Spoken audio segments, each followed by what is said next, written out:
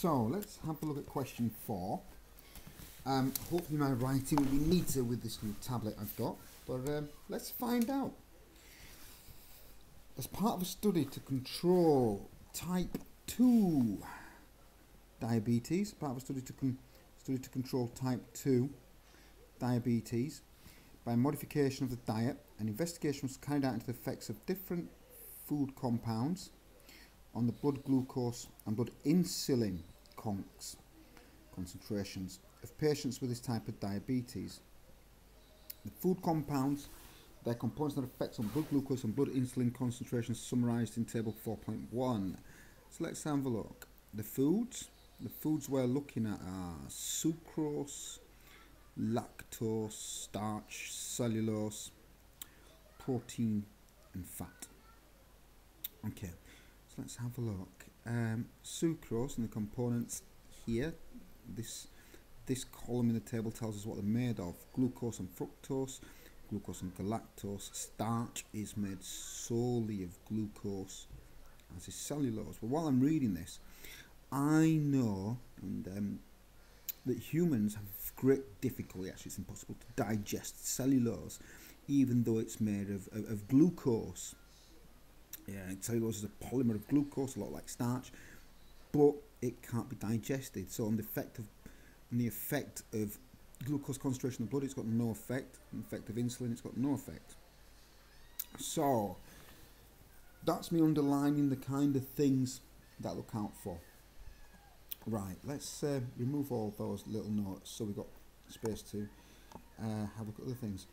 Suggest an explanation for the differences observed in blood glucose concentration between starch and sucrose. Okay, so when we look at starch and sucrose, we can say that starch, and if we come over here, starch contains only glucose. And so starch contains, whoopsie daisy, contains, it's not helping, it's actually a little bit harder to write with this Bluetooth. Starch contains only glucose. So starch contains only glucose. Kidoki. While sucrose is a disaccharide which contains, or it's made of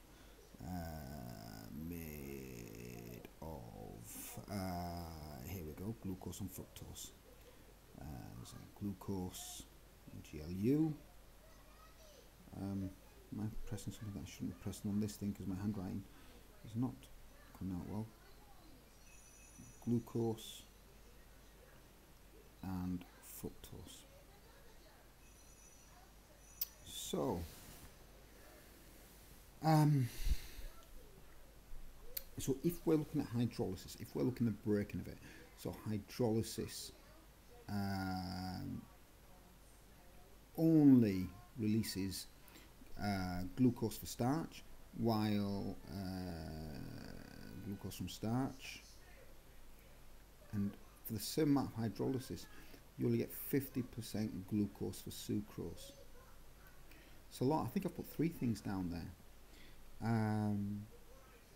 So yeah, that's what I say about that difference between starch and sucrose. So let's get rid of that, and now let's have a look at between starch and cellulose. So as we discussed in that, as I read it, what we can turn around about and say the difference between starch and cellulose is that yes, although they're both made from glucose, or consist of glucose, the problem we have is starch is digestible. So starch is digestible, and you can break it down to its monomer, which is only glucose. Starch is digestible. Cellulose is indigestible.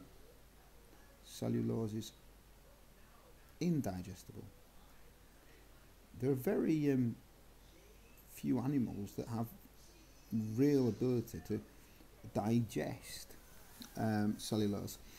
So it's indigestible, cannot be broken down to glucose. I've put a little arrow there, but I take it you get what I mean. So you have, we can also say we have, for the breakdown of starch, we have something like amylase, and the enzymes present, and we have no enzymes for the digestion of starch. Again, I've mentioned more than I needed to, just to make certain that I've got the marks that I need. Okie dokie. Let's leave it at that.